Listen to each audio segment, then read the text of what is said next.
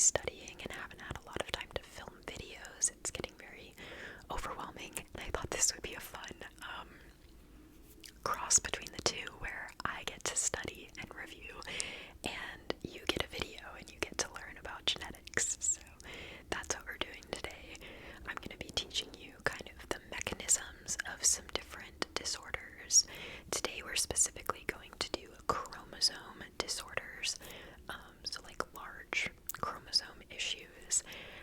If you want future videos, I have so many more like genetic conditions that I could talk about, but today is going to be mostly the chromosome ones that I need to know. This is so not an exhaustive list, like there are so many, but these are just the ones that I need to know for my exam next week, so that's what we're doing. I have my flashcards, so we're going to be going through some of these. A lot of these are other conditions that we probably won't go through, but we'll do like maybe half of them, which are the chromosome ones. So I hope you enjoy. I hope you learn something. Yeah, let's get started. So we're gonna start with our trisomies. So I'll give a little background on like what a trisomy is and how it happens. So trisomy, tri means 3, somy means chromosome, or refers to a chromosome. So trisomy means that you have 3 of a particular chromosome. You are supposed to have 2. So we have 46 total chromosomes. There are 23 pairs, and we get 1 of each of those pairs from our mom and 1 from our dad. So we get 2 chromosome 1s. One of them comes from mom, one of them comes from dad. I hope that makes sense. So that's how we get 46, 2 of each. But sometimes a baby can get an extra chromosome or a missing chromosome. One of the main ways that that happens is something called non-disjunction. And so this is basically where in order to make eggs and sperm, which is what makes a baby, your germ cells, which are like in the ovaries or the testes, they divide to make the eggs and sperm. So they have 46 chromosomes, and they divide, and each egg or sperm gets 23, 1 of each. So then when it combines with like the other egg or sperm, you get the baby that has 46. But sometimes when those cells are dividing, we get an egg or a sperm that has like 2 of, say, the 21st chromosome. It still has 1 of all the others, so the others are fine, but it has 2 of that specific chromosome. That would also mean that like its counterpart, egg or sperm, like didn't get any of that chromosome. But if that one that has 2 then combines with another egg or sperm, you get a baby that has 3. It still has the normal 2 of all the rest, but it has 3 of that chromosome. So that's a trisomy. I know I mentioned that like one of the eggs or sperm gets none, and if that combined with a normal egg or sperm, you would get a monosomy. Mono, only 1. There are no monosomies that like you can survive with, so it is something that happens, but it's not something that we talk about because there aren't symptoms associated with something that would just result in a very early miscarriage or like wouldn't even create a baby. So yeah, there is one monosomy we'll talk about, but that's the only one. But yeah, that is how trisomy typically happens. Typically it happens from the female. So it's the egg that has an extra, and that just has to do with how eggs and sperm are formed. I won't really get into that, but I guess you can know that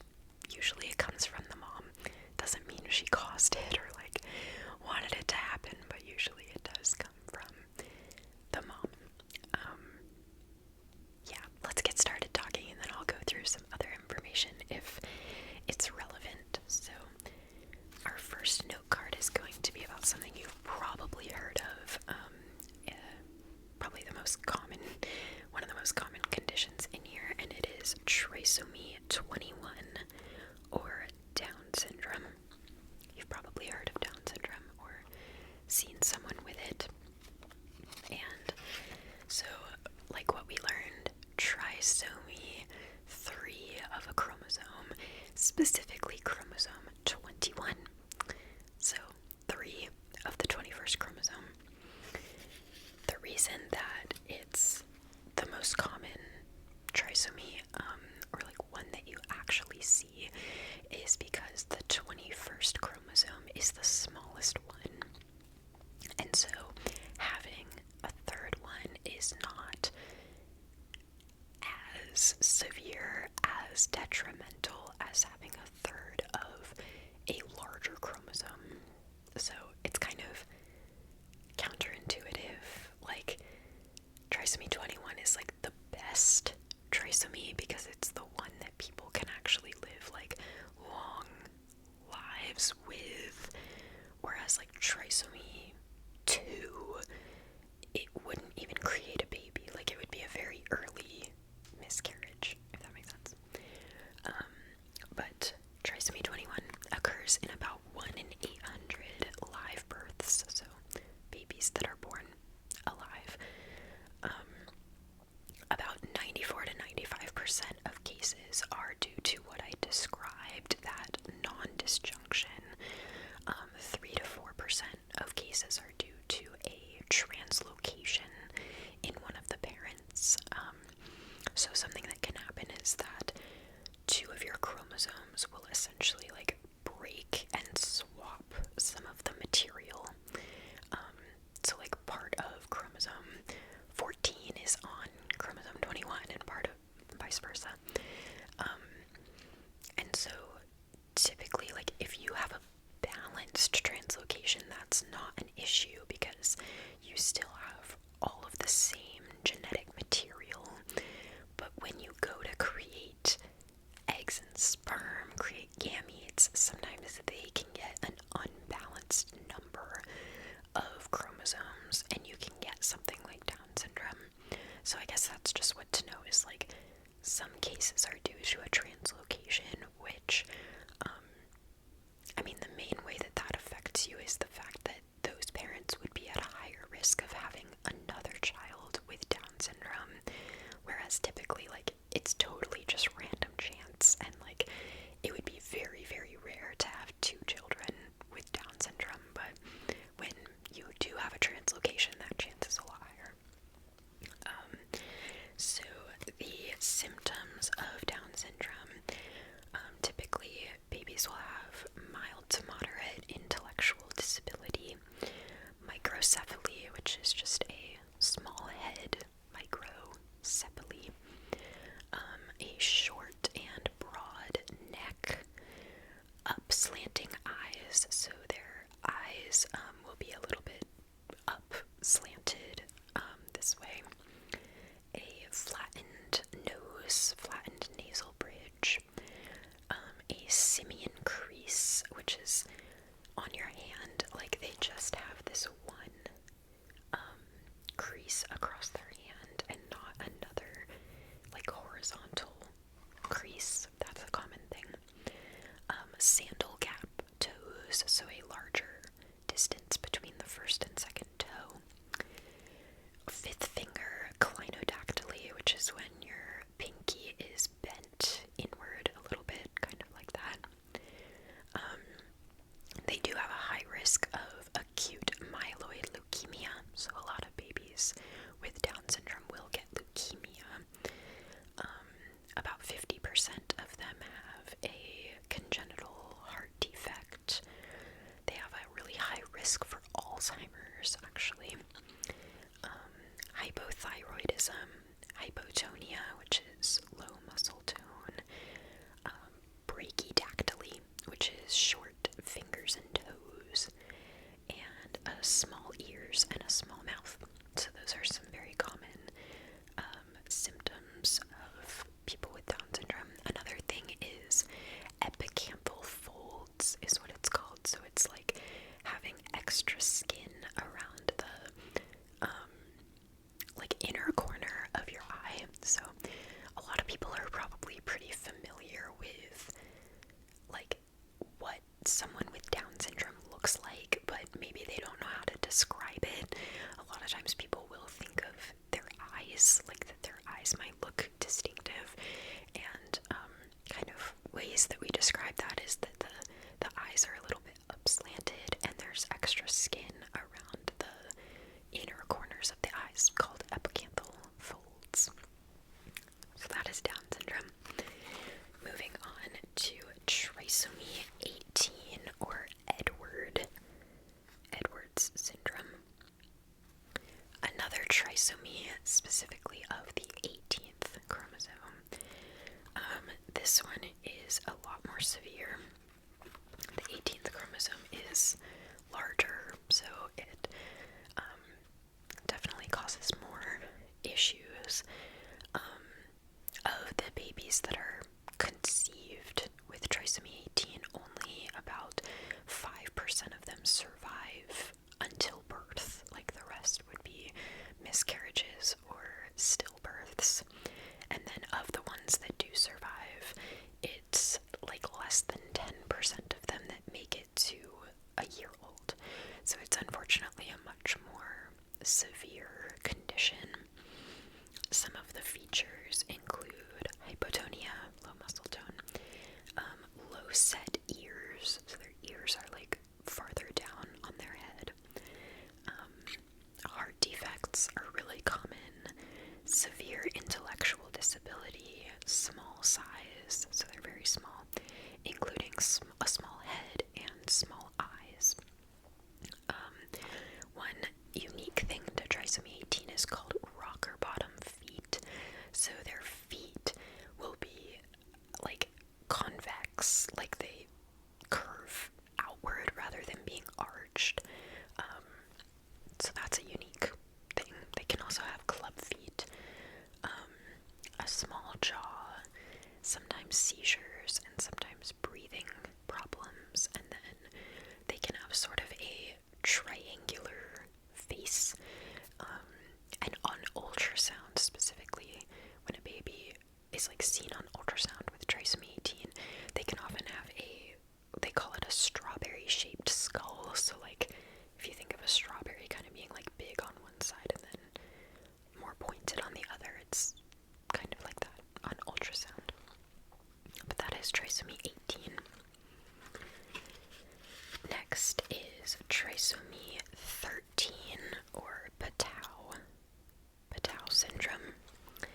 And trisomy 13 has pretty similar statistics to trisomy 18, as in like less than 10% of the babies that live to birth will make it past a year.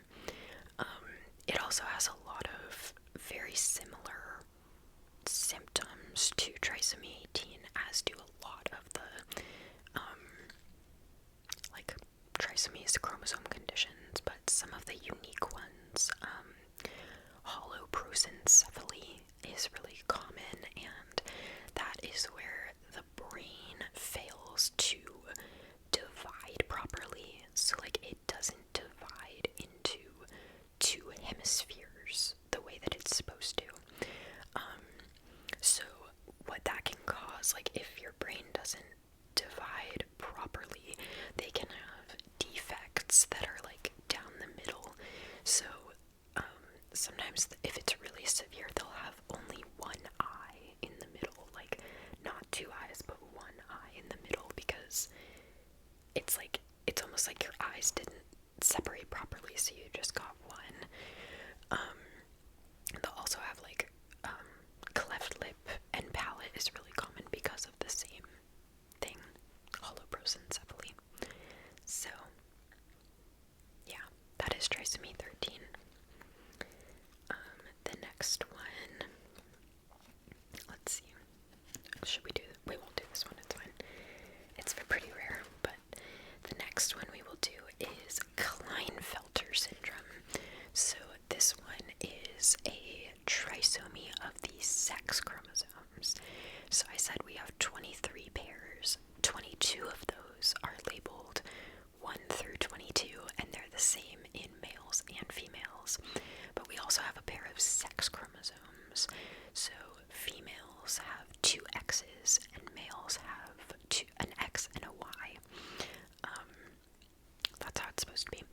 But there are aneuploidies, chromosome differences of the sex chromosomes, one of which is Klinefelter.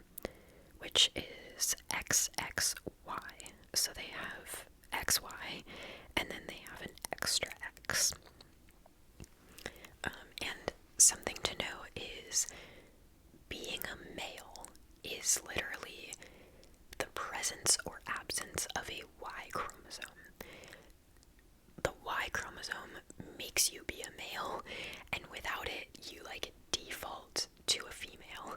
So anytime you see a Y chromosome, that's going to be a male. So even though Klinefelter, you have two X's, because you have a Y, these are all males. They will all be male. So it's actually really common. It's pretty common, but most people are undiagnosed because it's not like a super severe, like severe intellectual disability and heart defects and things like that. It's not as severe like that, so a lot of people don't get diagnosed. But these are males. The main thing that they have is essentially a lack of testosterone, and so they can have like things that come along with that, like really low muscle mass for being a male, low bone density, their like genitals can be smaller, they can have enlarged breast tissue, so kind of like feminizing features, results of low testosterone. They are also often infertile, but I think they do still make sperm, so they could do like IVF or something, but I'm not positive on that. Sometimes they'll have learning disabilities, but typically pretty mild. So the main things have to do with like hormonal stuff. Next, we will talk about, this is our last large chromosome condition, and then we'll talk about deletions and duplications, which are fun. So the next one is the only monosomy that is compatible with life, so you can live with it, and it is called Turner syndrome, where they have 45 total chromosomes, 1X, so not 2X's, just 1X. So what would these be? They are all females because they don't have a Y. Y chromosome. Okay, so this, it's actually like super common for, not super common for people that you see in real life, but super common to conceive a baby with Turner syndrome. It's just that like 99% of babies with Turner syndrome, it'll be a miscarriage, so you don't actually see them, but it does happen. People are born with it, and just like a lot of these sex chromosome disorders, they're typically infertile. Their ovaries often don't develop properly, so they'll have like really small ovaries and they won't be fertile. Typically they have a wide neck that's also kind of webbed, so it's like, yeah, like webbed, a webbed neck. Generally hypothyroidism. They won't go into puberty very easily. They're often shorter than average, and it's pretty common to have lymphedema, which is like swelling, particularly of your extremities. So that's a common thing to see when these girls are really young. But yeah, doesn't cause too severe of like intellectual disability or things like that, but mainly things to do with puberty and stuff like that. Alright, so now we are going to move on to our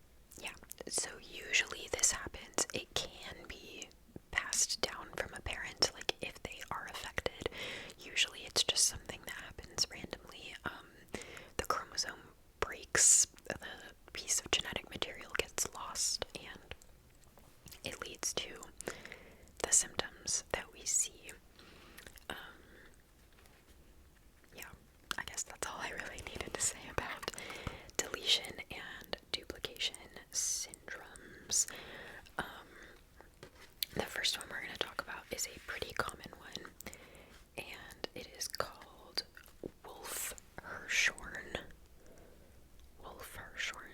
syndrome, and this is a 4p16.3 deletion, or 16.3 deletion. And what this means, I'll kind of teach you about like chromosome nomenclature. So if you've ever seen like a picture of a chromosome before, you might have seen that it has like an arm on top, and then the middle, and then an arm on the bottom. So essentially the top arm that's generally smaller is called the P arm. I think of it like petite. The petite arm is the little one that's on top, and then the bottom larger arm is the Q arm. So you'll see that often. P and Q, that's talking about what arm of the chromosome it happens on. And then like 16.3 is the location of where it happens. So it's like the first segment, the sixth part of that segment, and then the third part of that sixth part. Like, that's kind of what it means. But yeah, you can just know that it's the fourth chromosome on the short arm. The small arm of the fourth chromosome is deleted. And Wolf-Hirschhorn syndrome, or it's actually not that common, it's pretty rare, 1 in 20,000 to 1 in 50,000 live births, which is pretty rare, but still something we talk about.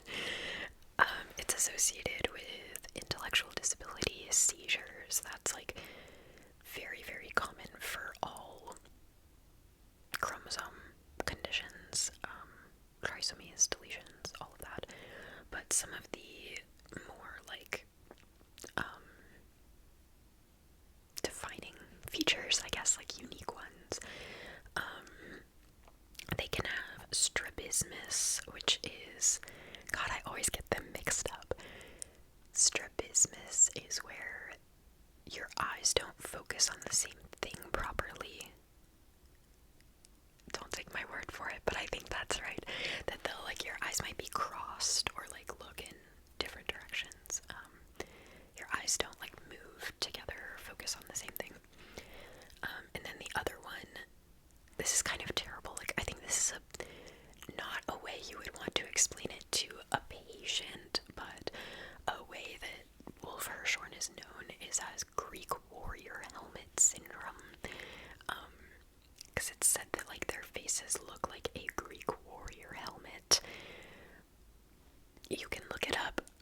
I thought about putting pictures in this video, but that would require me putting pictures of real people, and they did not consent to be in my YouTube video, so you can easily go look up pictures of any of these syndromes, but I guess they just have pretty like sharp features, and some scientist guy said it looked like a Greek warrior helmet, so that's kind of how we remember the condition. But yeah. Next is Cri-du-chat.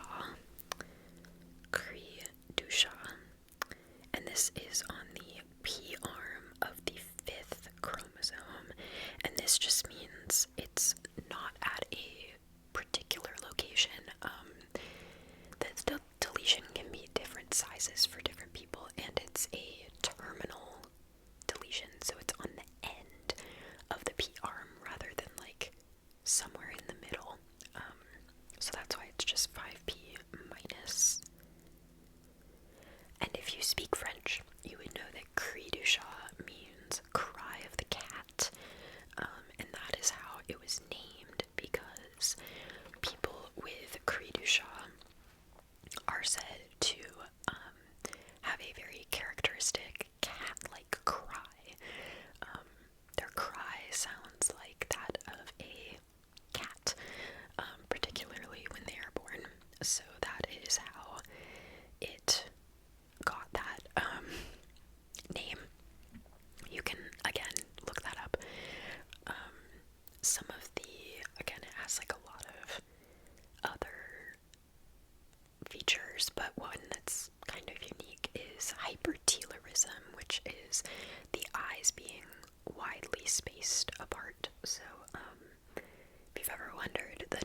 space for eyes to be apart is when the length of your eye is the exact same as the distance between the two inner corners of your eye.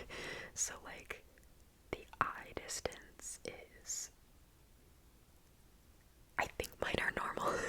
Your length of your eye is the same as between your two corners of your eye.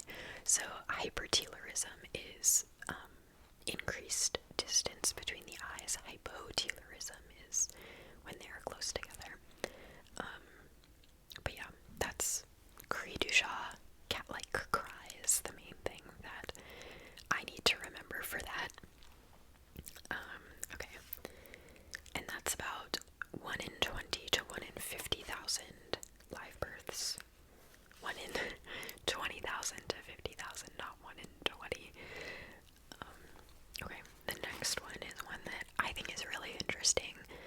If I say interesting, I just mean that, like, the symptoms are unique or it's interesting, like, how it happens. I don't mean that it's, like, these people are interesting for having, I don't know, these aren't good things. They're not things you necessarily want to happen, but it's an interesting syndrome.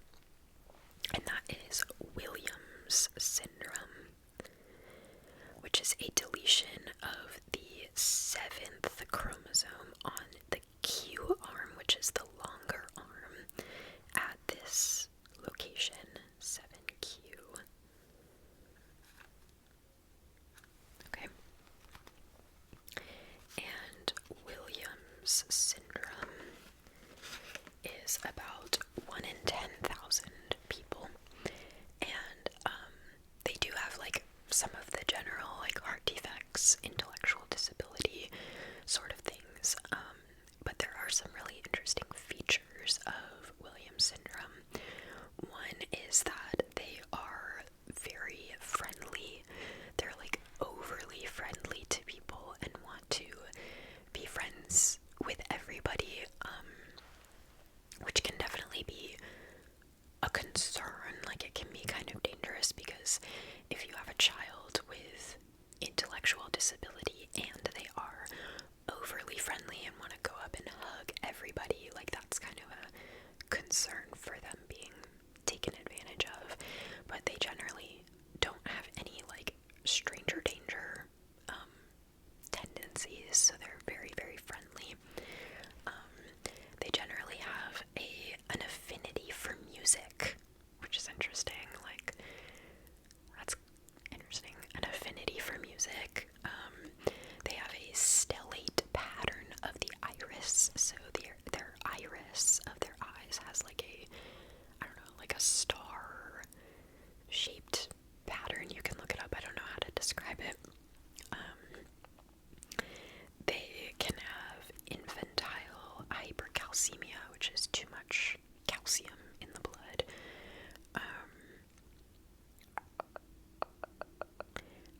The other thing is that they generally aren't the best at, like, visual spatial awareness, but they can have really high strengths in, like, short-term memory and language. So it's kind of interesting. We don't normally talk about, like, the strengths or, like, interests of people with genetic conditions, so that's why I think this one is really interesting, is because it has some characteristic, like, you know, personality traits, which I think is cool. But yeah, that is Williams syndrome. I will say that, like, most of the chromosome locations that lead to deletions, like that 7q11.23, they can also be prone to duplications, where the same region is duplicated rather than deleted. So there are a lot of, like, counterpart conditions where there's a deletion syndrome and a duplication syndrome that lead to different things. So there is that for the same region of Williams syndrome where it's a duplication. A good rule of thumb is that duplication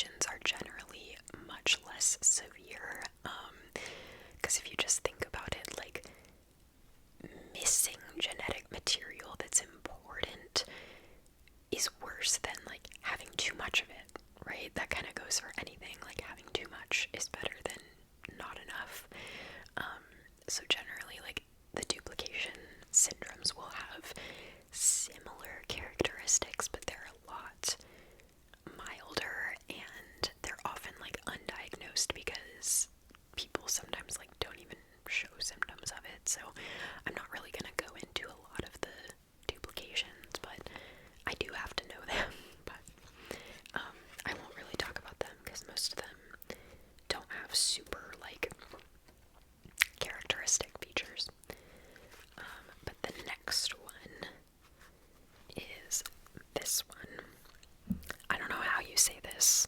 Wagger, W-A-G-R. I don't know. But it is a deletion on the 11th chromosome, the small p-arm location 1313. And WAGR, it's easy to remember because it is an acronym for the common symptoms.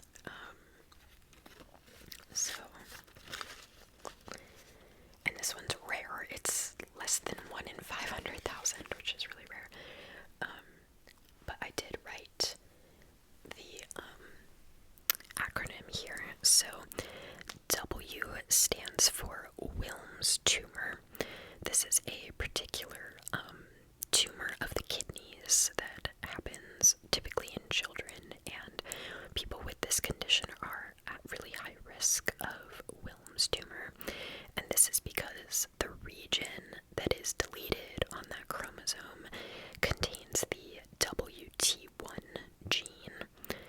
So that's the gene that's involved with Wilms tumor, which is why these people often get Wilms tumor. The A stands for aniridia, which irid stands for basically the iris of the eye. So aniridia is when they don't have the iris of the eye, they don't have the colored part of the eye. And the eye anomalies associated with this are due to the PAX6 gene being deleted. So that's why we see that. G is genitourinary anomalies, also due to the WT1 gene, and this is essentially anomalies of the genitals or reproductive system or urinary system. And so that's why common symptoms would be undescended testes in boys, or a bicornate uterus, or undeveloped ovaries in females. And then also chances of other like kidney problems or urinary problems. And then the R stands for a range of developmental delays. So they can have developmental delay, intellectual disability, things like that.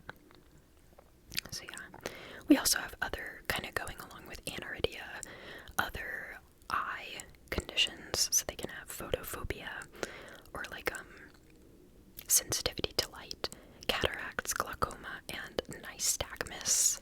Nystagmus is the one I get mixed up with strabismus, but nystagmus is where your eyes like flicker, like they involuntarily move. But yeah, so this is chromosome 11, Wilms tumor, aniridia, genitourinary, range of developmental delays. Alright. Next, this is one that I did a project on, so I know more about it, and it is called Smith-Magenis. Smith-Magenis. And it is on the 17th chromosome, short p-arm, 11.2 deletion. Smith-Magenis is another one that has very interesting, unique features. So let's see. So again, lots of the symptoms of a lot of chromosome conditions, intellectual disability, hypotonia, things like that.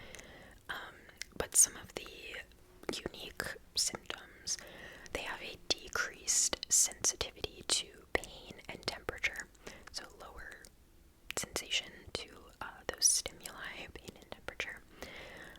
They show a lot of self-injurious behavior, so they will injure themselves often. Typically, like, this is not like self-harm behavior, like not a psychology, like thinking that they deserve it or like trying to hurt themselves or anything. It's just more of like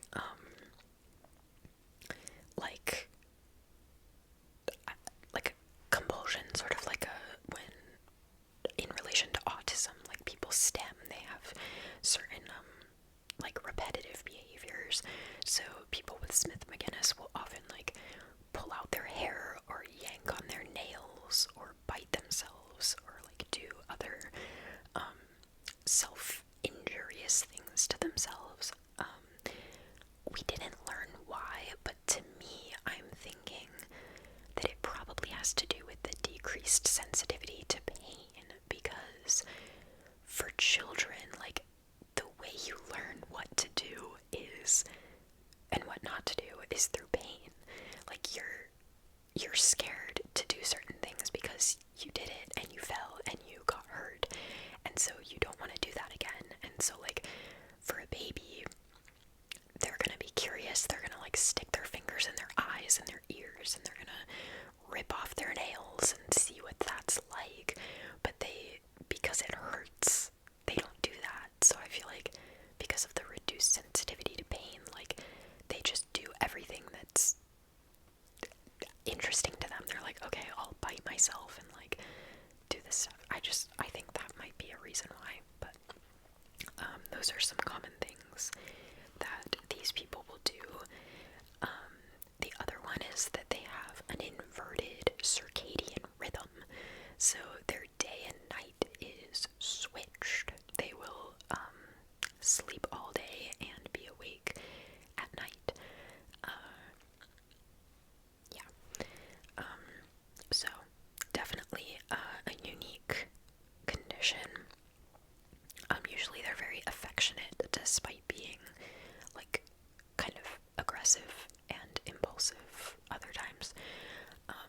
But a big thing to think about with this is just that a lot of these parents are accused of abuse because their children, like, when a doctor sees a child with bite marks on them or like their nails ripped off, it's like, oh my gosh, they must be being abused at home. So it's like something to really keep in mind when treating people with Smith-Magenis syndrome. Okay, let's see. Some of these I won't go into. Okay, this one is the most common deletion syndrome, so we will talk about it. It is called DiGeorge syndrome. VCF means velocardiofacial syndrome, so I will talk about why it's called that. And it is a deletion on the 22nd chromosome on the Q arm. DiGeorge. Like I said, most common deletion syndrome, it happens in like 1 in 5,000 people. So they can have similar symptoms. They can often have cleft palate or a bifid uvula. So that's when you sort of have two uvulas, like it splits and you have two uvulas.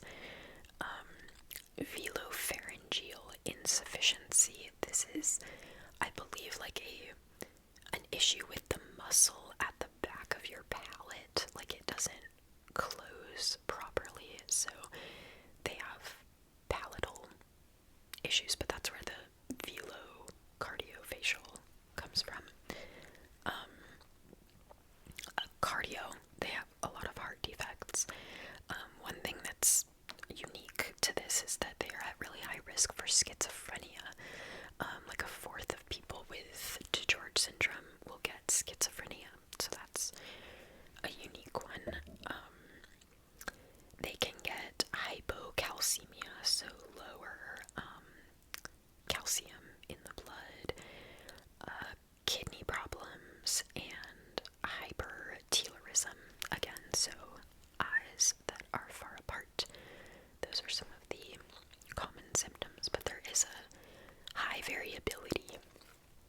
with symptoms. So sometimes like a child will get it inherited from a parent that just has a really mild form of it, and sometimes it's just random, happens de novo. Okay, we have some more duplications, but I don't know if I'll go into them.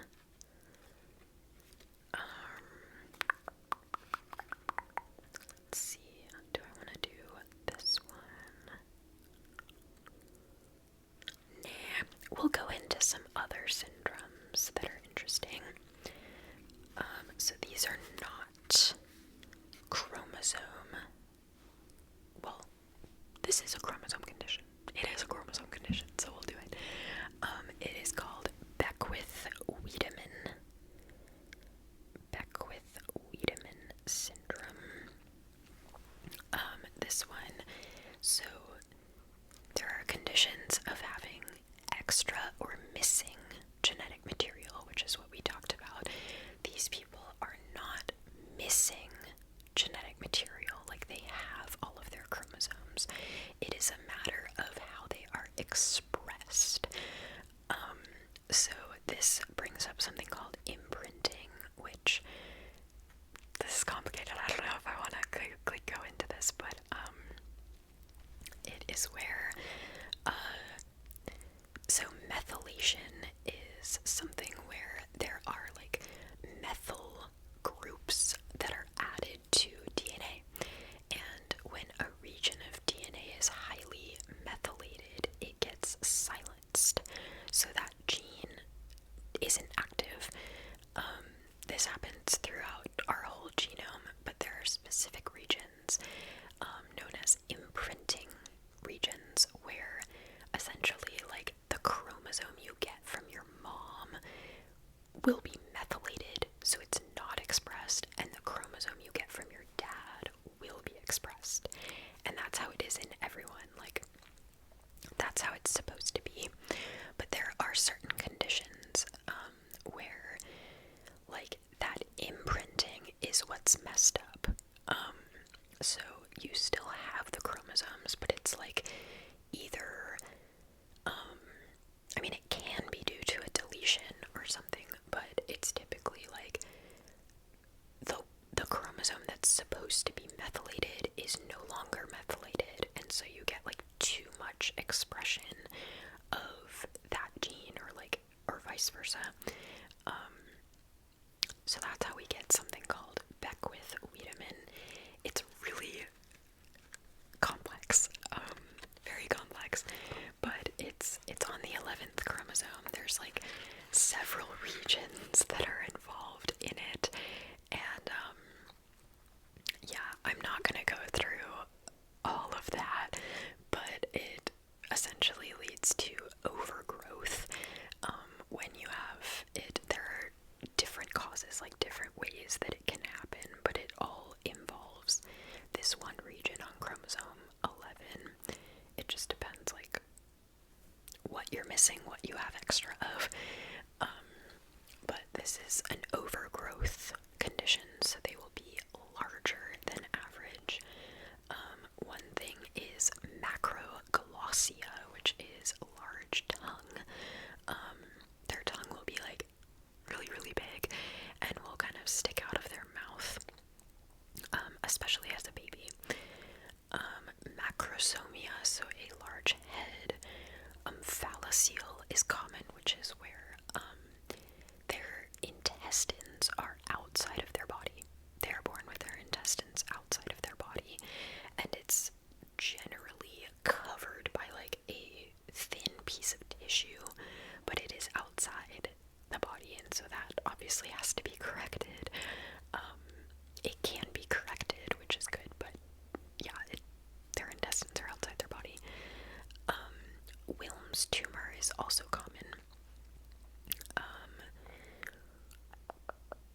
Yeah, that's pretty much everything. Sometimes they can have increased growth on like one side of their body versus the other, like one side of their face is bigger than the other, or one arm is bigger than the other, stuff like that. Generally, this is one that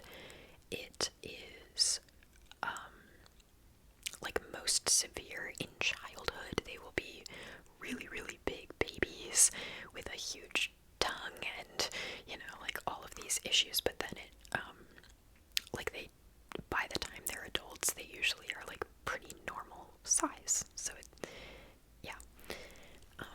But that's back with Wiedemann. It's the most common overgrowth syndrome. But yeah, I hope you can go watch. I made a video about epigenetics. Look up Pamela ASMR epigenetics, and I talked all about imprinting and methylation and Prader-Willi syndrome, which is another imprinting condition. But yeah, I guess all you have to know is that usually these people have the right amount of genetic material. It's just not how it's supposed to be. So it's just not being expressed the way it's supposed to be. Let's see what we want to do next.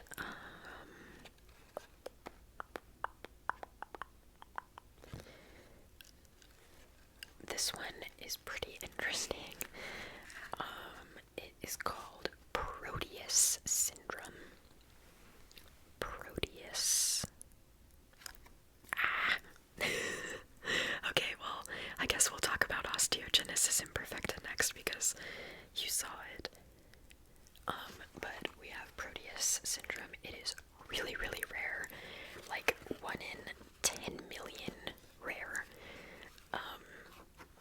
This is another overgrowth syndrome, and it causes really large, like, tumor-like growths on the skin. So people will have, like, it can be on the face or the chest, back, anywhere, and they will have like very large tumor-like things on them, because it's an overgrowth condition. Their cells like grow really fast. I don't know if you've seen, I think there's a movie called Elephant Man, and it's about a guy that had Proteus syndrome. They called him Elephant Man, which is terrible, but like, it's called Proteus syndrome.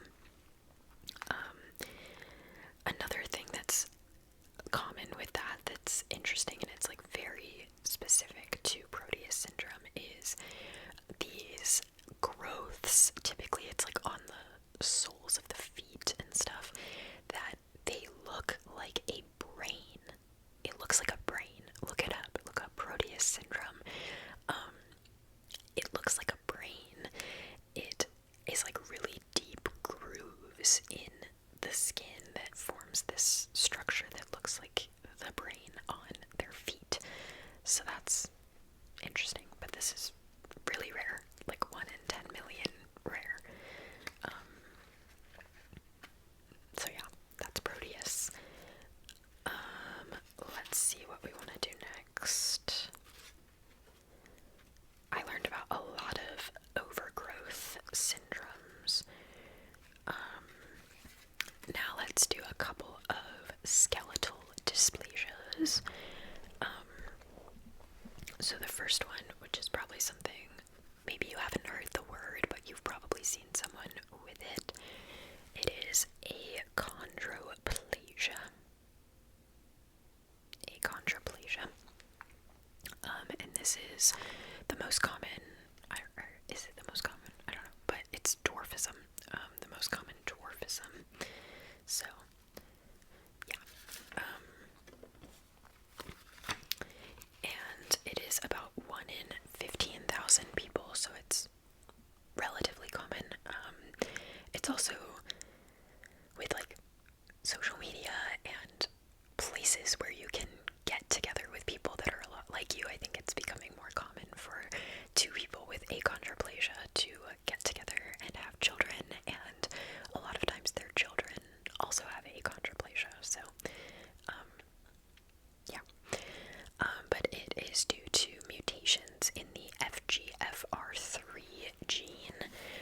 This is the first one we're doing that's like specifically one gene, So FGFR3, and this is autosomal dominant, so that means you only have to get one mutation in FGFR3 to get the disease. You don't need both. And this also means that someone with dwarfism, someone with achondroplasia, can have a child that does not have it, because they only have one mutation, so they could pass on a normal copy to their child. But yeah, it leads to some of the symptoms that you see: very short stature, specifically shortened, what they call shortened long bones. So like in your arm, this is the long bone, the humerus, and then these are the shorter bones, the ulna and radius. So they have shortened long bones. So these bones closest to their body, like this and the femur, are shortened. And that's called rhizomelia, when the bones that are proximal to your body are shortened. Yeah, they will have mid-face hypoplasia, so you might see that this part of their face can look a little bit like sunken in or less developed. Frontal bossing is the front of the forehead being like kind of sticking out, having, I don't know, yeah, sticking out in a way. Yeah, that's pretty much it. Usually they have normal intelligence and everything, but yeah. Okay, I think the last one that we'll do is what you saw, what you got a preview of, and that's osteogenesis imperfecta. I always think this one is interesting as well. There are 4 different types. They are all due to mutations in the collagen, type 1 collagen gene. So it's a disorder of collagen, but depending on the mutation, it leads to different types of the syndrome. So there are 4 different types. Type 1, people generally have normal stature, so they're like a normal height.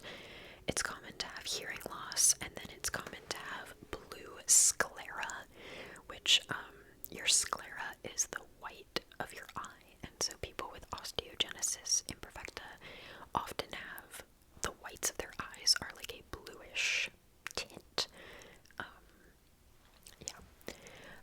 But the features that are present in like all types of OI are easily breakable bones.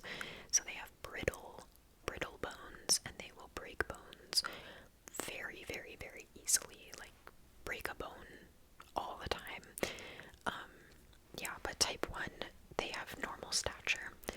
Type 2 is unfortunately lethal. Most babies do not survive birth, just because their bones are so badly like crushed, and they have such shortened limbs that they don't survive. If you've seen Grey's Anatomy, I think April and Jackson's first baby had osteogenesis imperfecta type 2, and they had to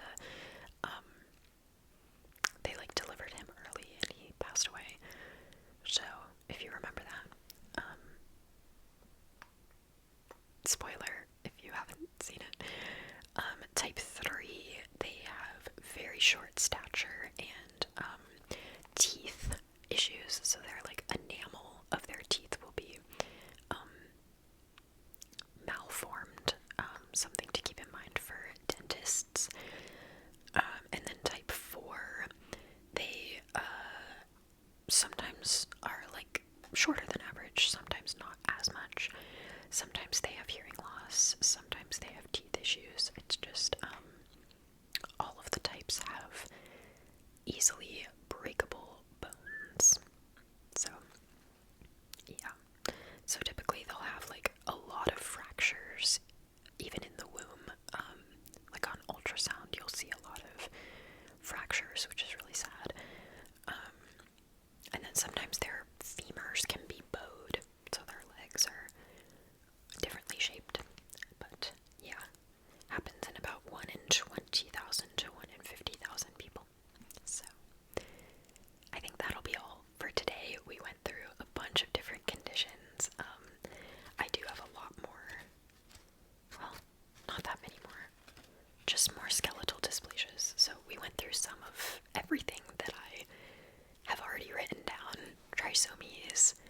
duplications and deletions, overgrowth, and skeletal dysplasias. So I hope you found that interesting. I have to go continue doing my flashcards after this. I wanted to get a video filmed, but I have to continue making my flashcards for hematology. So we learned about all of the hematology conditions, hearing and vision. So genetic conditions that cause hearing and vision loss. So yeah, I have to go continue my flashcards, but I hope you enjoyed this.